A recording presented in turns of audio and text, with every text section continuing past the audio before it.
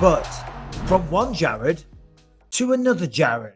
Not Jared Cannonier, Jared Gooden. What's your nickname, Jared? I should know this. What's your nickname? Come on, bro. What is it? Flash. Jared Flash Gordon, bro. Come on, Mike. I know. Why didn't I get brain fart, Jared? Brain fart. I'm all about the nicknames. How are you, buddy? Thanks for joining us. I'm all right. How you guys doing? I'm not sure what's worse, the judges last weekend or your camera quality. I don't know what's going on. I have a great laptop. So. I'm joking, buddy. I'm joking. Yeah, don't worry about it. It's good. I have a little smudge on there. Yeah. Thanks for joining us, Jared, because, I'm sure you've got a lot to say and you've probably been doing the rounds and you're probably running out of, giving a shit now. I mean, how do you feel about last week, what went down? I'm salty. Yeah. I'm a little bitter. I'm confused. It's quite bizarre to me. And, but on a higher note, getting a lot of attention, more than previously. So, sucks. But I think it's a setup for something big down the road. And I won. Is there any consolation in knowing that the rest of the world, for the most part, inside of our community, I'm not saying that, of course you want the win, you want the second half of your check, you want the actual win on your record, but does it ease your mind a little bit knowing that us as analysts, your fellow fighters, and everyone else that essentially watched the fight think that you won? Yeah, of course. And when the fight was over, I'm like, all right, I did enough. Rogan was like, yeah, you got this. And, what, in the cage, Jared, he said that? Yeah. Really? You got this. I think you got this. And I was like, all right, Joe's saying it. I guess I won. And then when they said unanimous, I was like, all right, I won. And then when I heard 29-28, I was like, all right, they made it a little closer than, because I thought it could have been 30-27, especially watching it back. But I can understand 29-28. And then they said his name, and I was like, the world is conspiring against me. But, it is what it is, and there's nothing I can do to change it. I can't control. It was out of my hands. And I just have to take the good from it and roll, because I still think it gives me a lot of momentum, Yeah, it really does, Jared. Because it was a great performance. It was a fun fight. The crowd were enjoying it. It was great. And I think in most people's eyes, you did win as well. I think that's the kind of the general consensus. And I want to, I have to pick my words kind of carefully because, Paddy's a countryman of mine and I don't want the whole of the UK and all these supporters to turn against me and think that I'm being a hater. But I've got to call it like I saw it. So I was very open on our show on Monday. I said, listen, I thought you won, and it is kind of heartbreaking for somebody like yourself. This was your biggest opportunity, your biggest fight, right? Was that your first co-main event, certainly on a pay-per-view, against a big name like that? So I'm sure you push yourself to the limit. You go out there and it doesn't go your way. Immediately when you get out of the cage and you've had a few minutes for it to sink in and all the rest of it, how do you feel about it then after that? Do you kind of just like move on? Do you talk to the UFC and suggest a rematch? I mean, where do you go from here? I mean, I already threw that out there, the rematch. I doubt that will come to fruition. I would fight him in London. At this point, I don't care where I fight him. The one round that people say I took off in the third round or that I threw away was the only round that two of the judges gave me. But he said he took that off as well. I'm sure you saw that. I mean, I was looking for the takedown. Yeah, it wasn't a striking affair, but, I was level changing up and down. I was trying to get the takedown. I did a poor job of it, unfortunately, but I did get a reversal on a takedown that he attempted. And then, I lost control of him and then we just stood up and then he had control for 20 seconds. So, but that was the one round where I was like, I regret that round. I should have tried to put more of a stamp on it. But the first two rounds, especially the first round, I clearly thought I won. that was the first round was the most decisive round. I mean, I had 2 minutes of control time on the floor. I was landing the cleaner strikes. You know, if you watch, those punches were grazing off of my arms and hands. I was moving, I was parrying punches. And so there's no explanation for it. The judges, it's just like the scorecards were super strange. Well, people don't, the one round people were blaming me for throwing. The third round was the only round the judges gave me. So it doesn't make any sense. I think anyone watches that first round, they said Jared won that first round. Second round was close, but I still thought I edged it. And I mean, I reversed every takedown that he attempted on me. I ended up on top. I had 6.5 minutes of control time. He had 0 takedowns on me, and I landed the cleaner punches. I literally have videos of me just moving, parrying, blocking, where anytime I threw a hook, it landed. Anytime I threw a right hand, it was landing right on his temple or chin. So I don't know. It's the only word for it is bizarre. And it's like one of those things where no one's going to forget this. It's always going to be something that, I'll go down in history as the guy that, I think it's top 3 worst decisions ever in MMA history. Dude, I totally agree with that 100%. And Jared, you made me look like a goddamn genius on the from the pre-show, which is hard to do, Jared.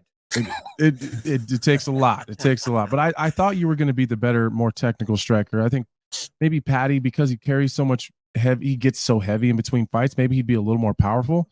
But I thought you'd be more technical. I thought you were the better wrestler. And the only chink I really seen was like maybe a little bit in the Dawson fight. You gave your back up a little too much, and that's kind of Paddy's area. But yeah, man, I thought across the board you fought a really, really good fight. I thought I was honestly, to be very honest, I was proud of you when the fight was over. Like that's exactly what that guy had to do to win that fight.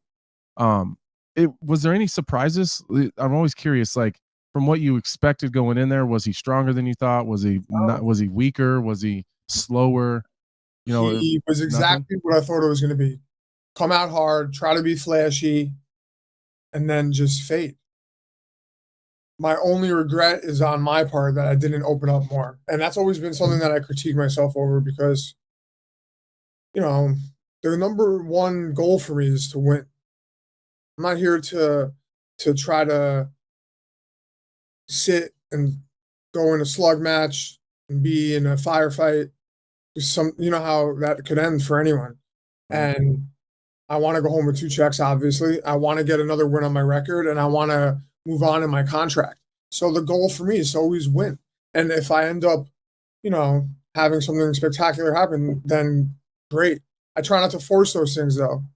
And with Paddy, I knew he was going to come out being flash, trying to be, go for big punches and open up and throw kicks and be, I was ready for it all. Like his judo throws, I was working with a judo Olympic alternate for this fight. And anytime he went for a throw, I literally reversed it. I did everything that I trained for.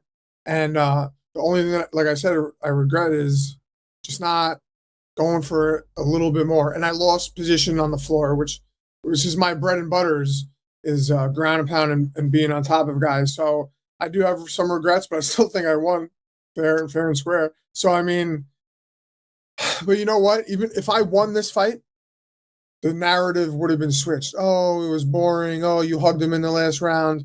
Oh, Paddy just sucks. They would have somehow switched the narrative on me, and I would look worse for winning than I probably would for this happening. I have more fans on my side now, especially for the way that Paddy spoke in his post-fight interview in the cage, which I don't care as the fans that apparently lost respect for him.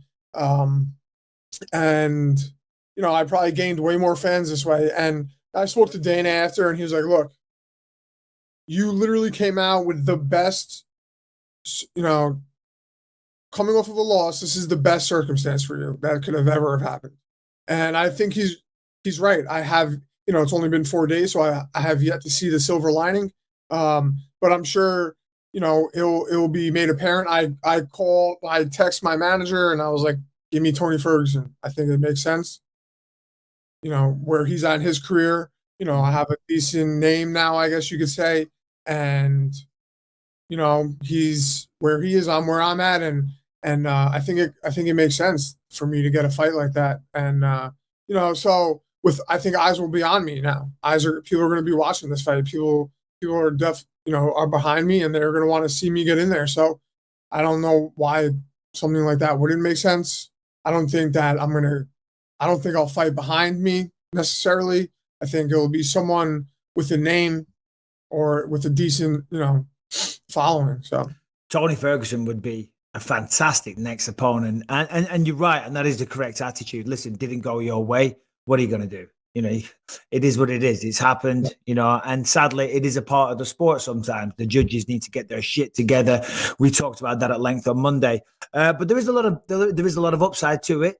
But you mentioned before about Paddy in his post-fight interview. He said he didn't think it was even close at all.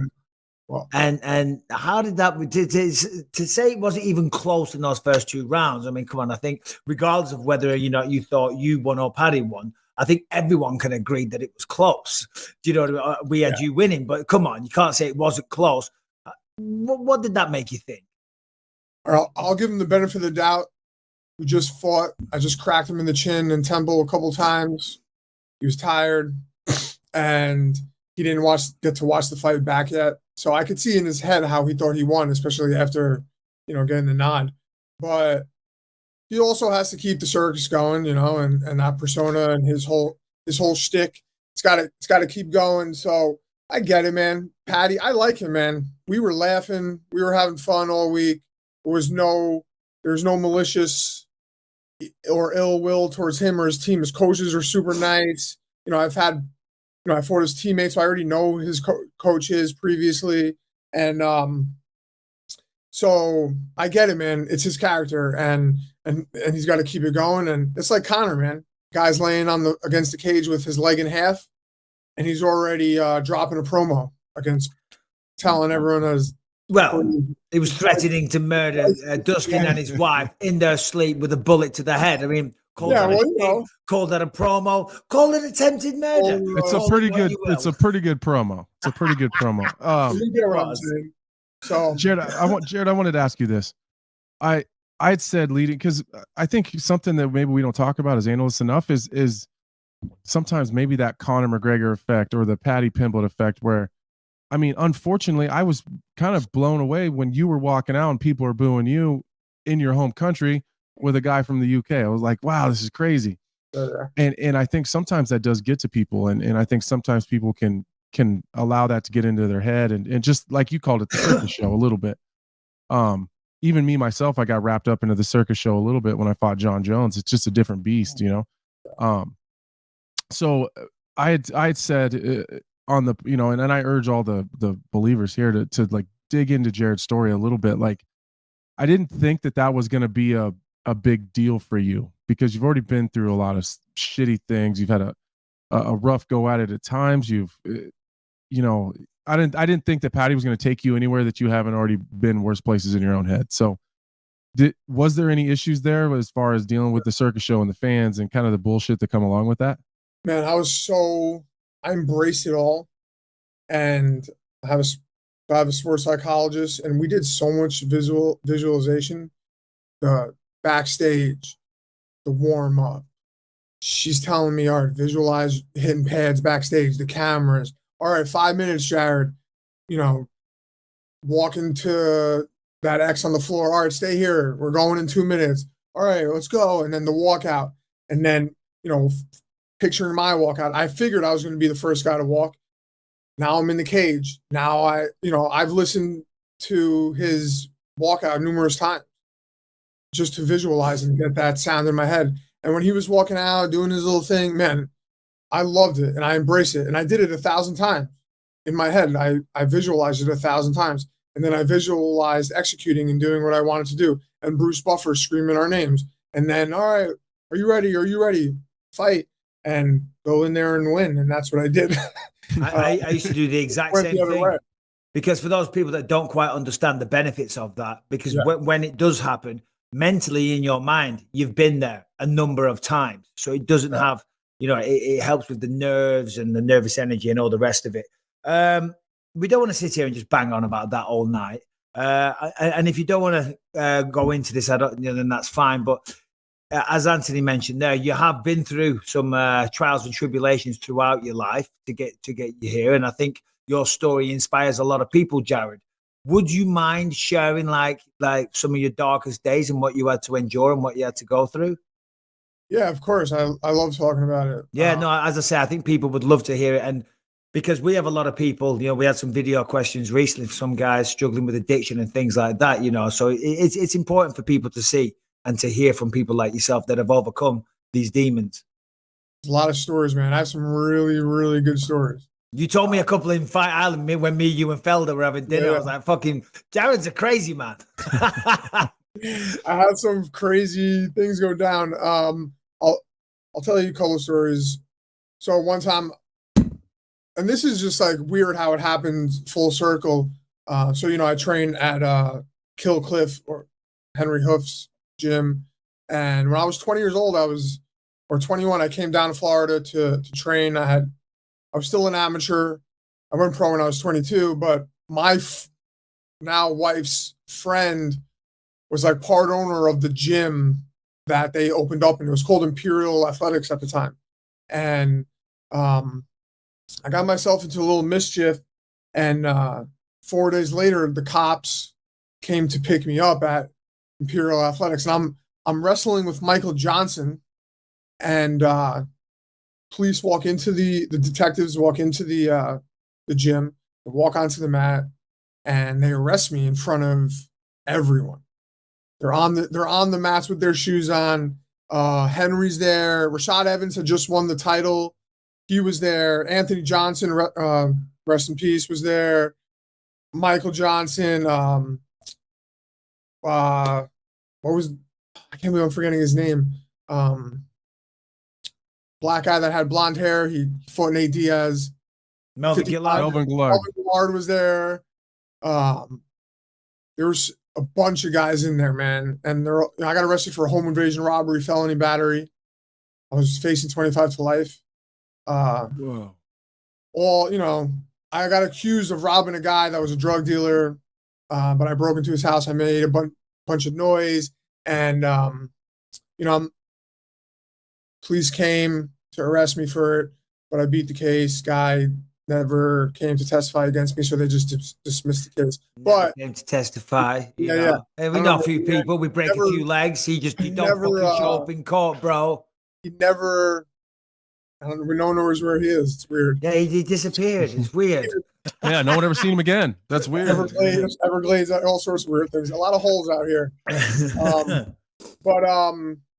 it was a weird time for me, man. And I was in maximum security holding. I was dope sick. I was in there with murderers and armed robbers. And then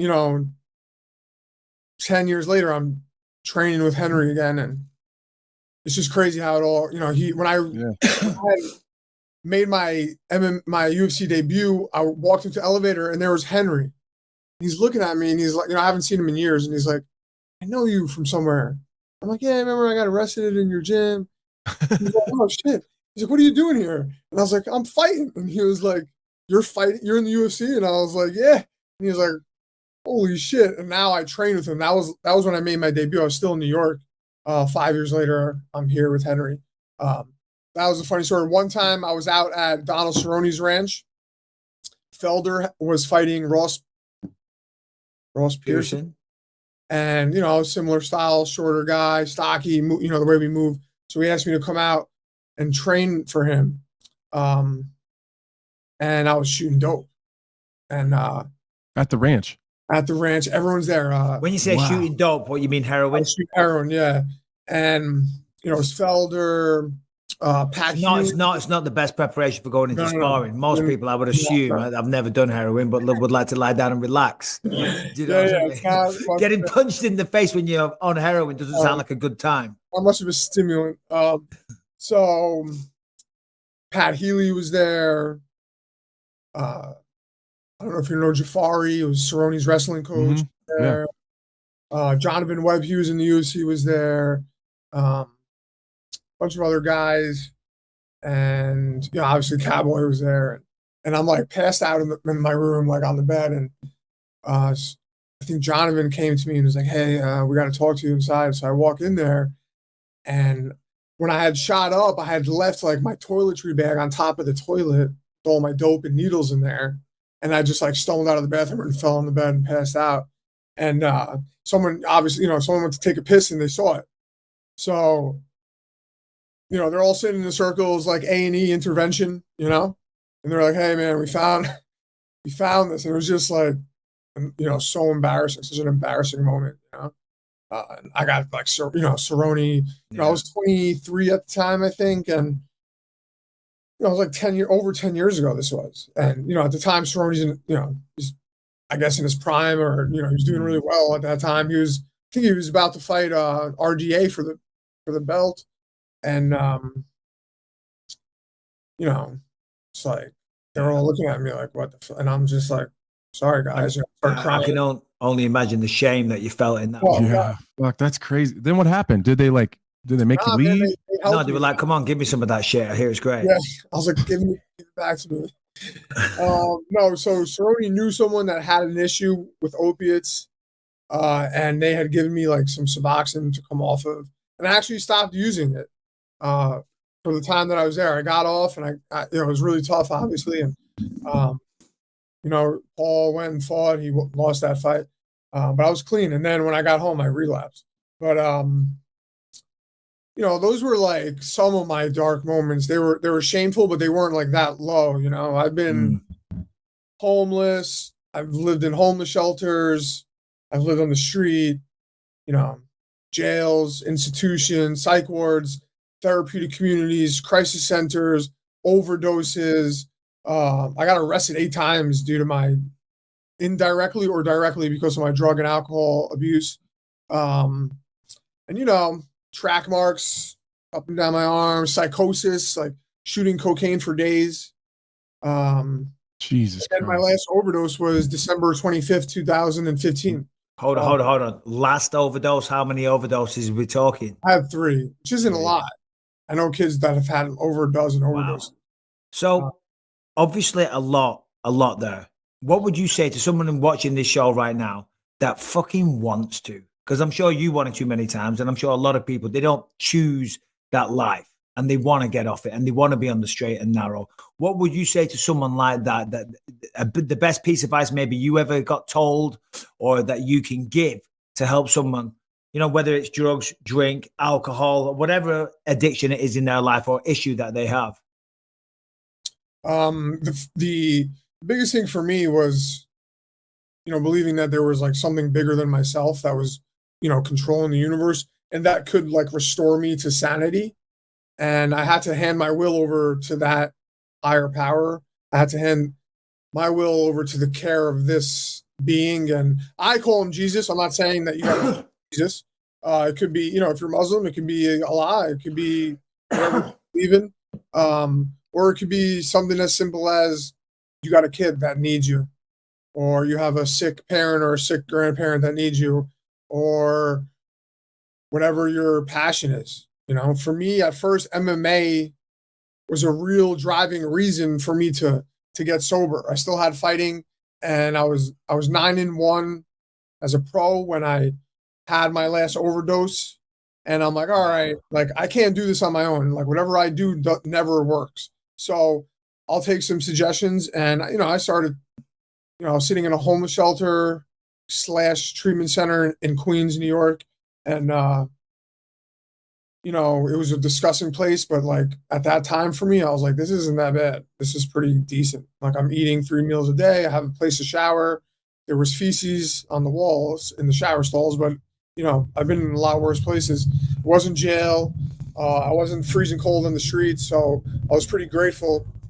And after everything I went through, and between fighting and, near-death experiences, I was like, all right, there's got to be something bigger than me. And at first I used all my friends that had been killed or died from overdoses as like my higher power. And I would say, all right, I'm going to do it for them. And then over time, I started to realize like, all right, there's something bigger than just my dead friend. And, like I said, I call him God or Jesus. But it could be whatever is, it could be the ocean. The ocean is something that's more powerful than you as a human, or it could be, like I said, your child, or you have a job that you need so desperately that, like, otherwise you're gonna, you can't pay rent. You got to find your passion, man. For me, fighting was my passion, is my passion. I love competing. I love UFC. I love fighting for the UFC. I love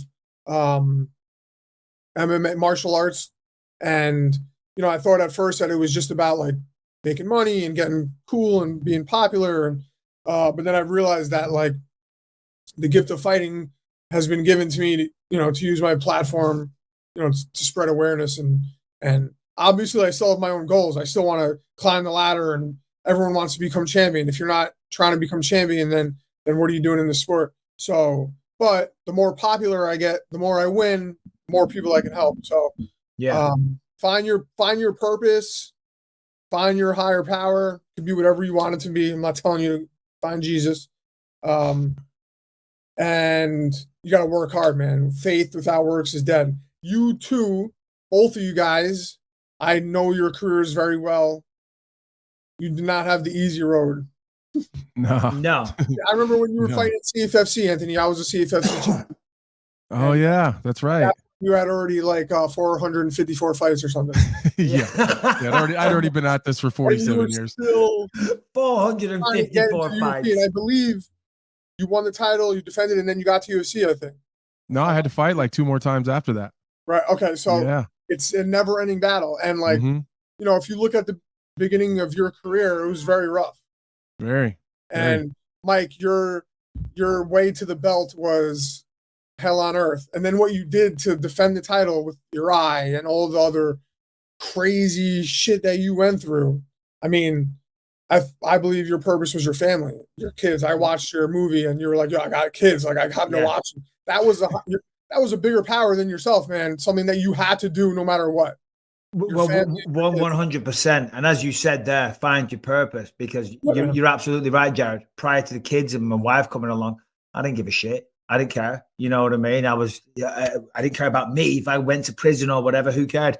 You should fucking write a book, Jared, one day, because I'm sure, written. Quite the story. I'm going over the chapters with an author. Nice. And I have a whole movie script written by the guy that actually produces the Dana White Looking for a Fight show. And he he's done a bunch of 30 for 30s. He just made a movie with Aljamain Sterling, I think. And so, the more I win, the more chances I have. Hopefully I get something big after this. Well, I know I will, just because the universe. Well, I'm going to need a copy of that book.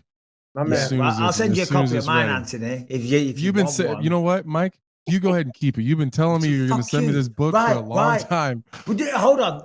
I want Jared's book. Endless books. I want Jared's book.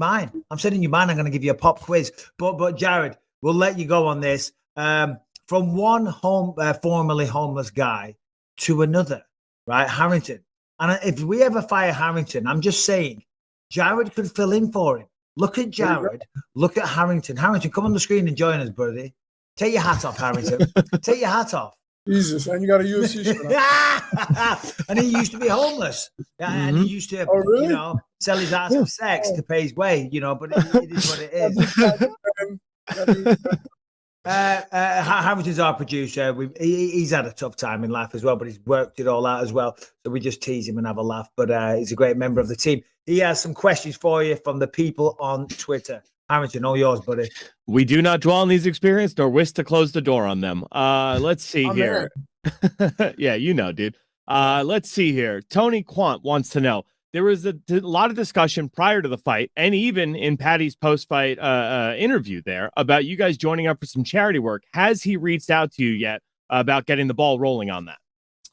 So post-fight, backstage, I spoke to Graham, his manager, Graham Boylan, right? His last name. Mm-hmm. And he said they want to do something. Nothing has happened yet, but let's see. Hopefully we can do something, man. I mean, he's got quite the platform. I'm gaining more of a platform. People are starting to know me now, so maybe we can figure something out. Hell yeah. Okay. This one comes up quite a bit from Swerve. If you could choose to fight any fighter in their prime, who would it be? In their prime? Yeah. I don't know if I want to fight guys in their prime. Maybe I'm gonna say the correct answer is nobody. tail end of their career, maybe. Man, I don't know. That's a really good question. I don't want to say I want to fight my favorite fighters, because that feels weird. Frank Yeager, by the way, was, when I was younger, my idol, I'm sure. role model, I guess you could say. But I'm friends with him. I don't want to fight Frankie. Maybe BJ Penn. That's a good one. Oh, that's a good one. Yeah, that's a good one. Would have been tough. Harrington, no pressure. Final question. Make it good. Make it humorous. Make it so good that Jared was so happy that he came on the show. I mean, come on, man. I'm sure he is already. All right. What do you make of this?